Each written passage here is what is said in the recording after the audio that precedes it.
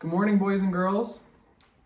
Today we'll be reading A Tale of Three Trees, a traditional folk tale, retold by Angela Elwell Hunt, with illustrations by Tim Jonk. Our story begins. Once upon a mountaintop, three little trees stood and dreamed of what they wanted to become when they grew up.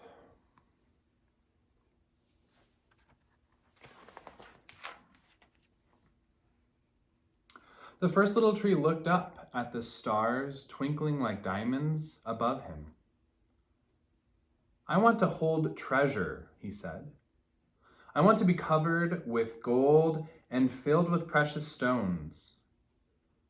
I will be the most beautiful treasure chest in the world."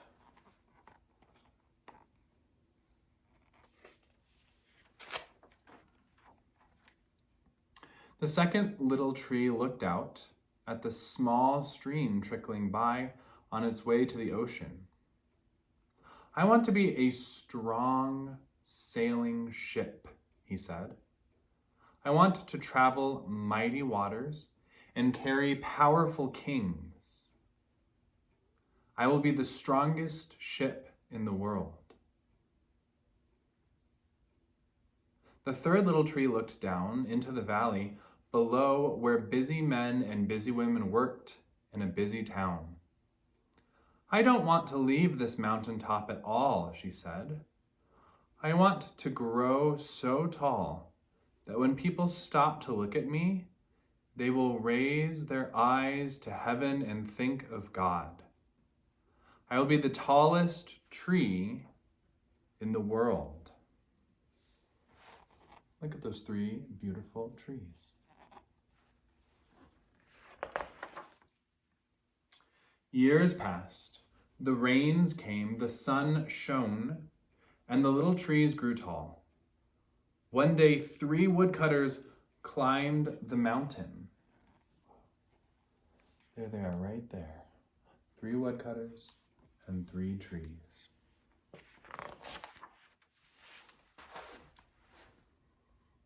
The first woodcutter looked at the first tree and said, "This tree is beautiful.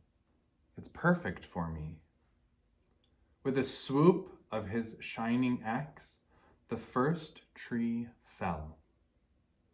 "Now I shall be made into a beautiful chest," thought the first tree. "I shall hold wonderful treasure." The second woodcutter looked at the second tree and said, "This tree is strong. It's perfect for me." With a swoop of his shining axe, the second tree fell. "Now I shall sail mighty waters," thought the second tree. "I shall be a strong ship for kings."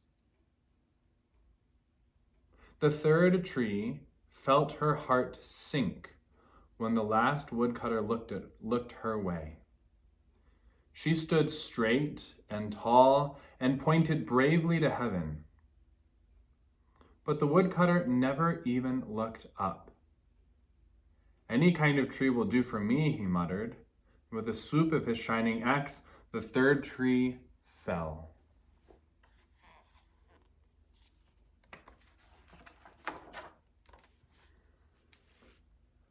The first tree rejoiced when the woodcutter brought him to a carpenter's shop. But the busy carpenter was not thinking about treasure chests. Instead, his work-worn hands fashioned the tree into a feed box for animals. The once beautiful tree was not covered with gold or filled with treasure.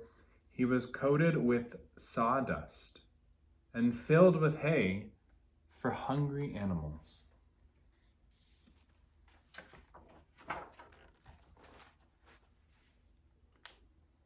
The second tree smiled when the woodcutter took him to a shipyard. But no mighty sailing ships were made that day. Instead, the once strong tree was hammered and sawed into a simple fishing boat. Too small and too weak to sail an ocean or even a river, he was taken to a little lake. Every day he brought in loads of dead, smelly fish.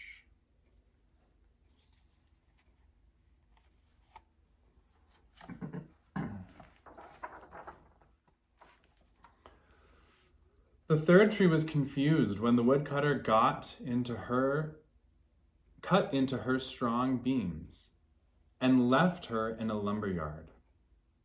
What happened? The once tall tree wondered. All I ever wanted to do was stay on the mountaintop and point to God.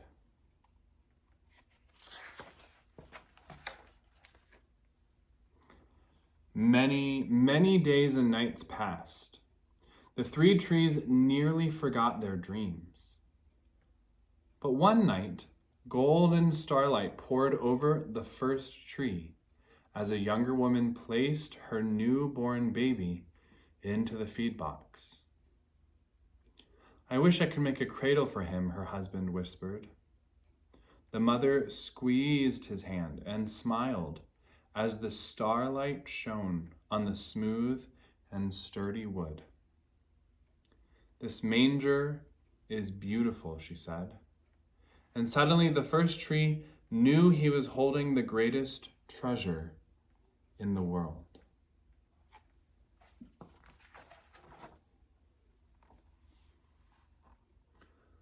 One evening, a tired traveler and his friends crowded into the old fishing boat. The traveler fell asleep as the second tree quietly sailed into the lake. Soon, a thundering and thrashing storm arose. The little tree shuddered. He knew he did not have the strength to carry so many passengers safely through the wind and the rain. The tired man awakened. He stood up, stretched out his hand, and said, "Peace." The storm stopped as quickly as it had begun. And suddenly, the second tree knew that he was carrying the King of heaven and earth.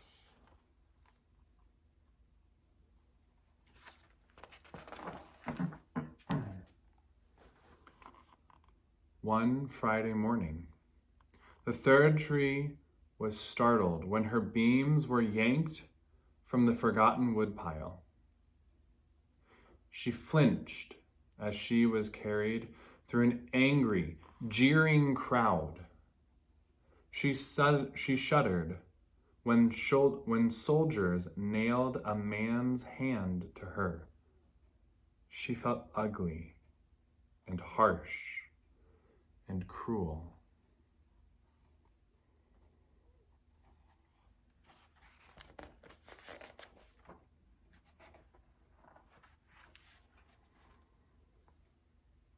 But on Sunday morning, when the sun arose and the earth trembled with joy beneath her, the third tree knew that God's love had changed everything. It had made the first tree beautiful. It had made the second tree strong. And every time people thought of the third tree, they would think of God.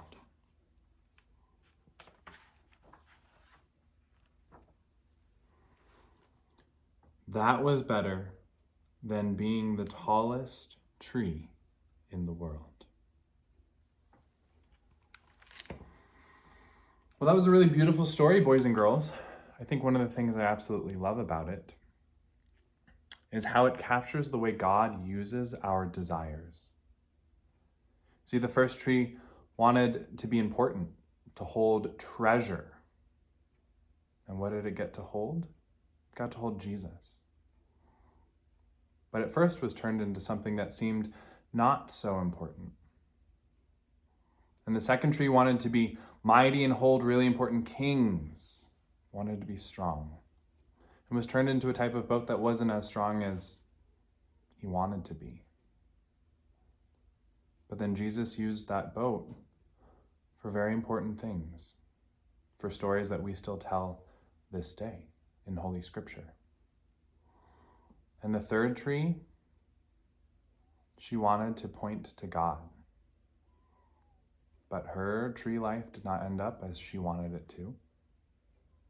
But nevertheless, the Lord fulfilled her desire to point to God.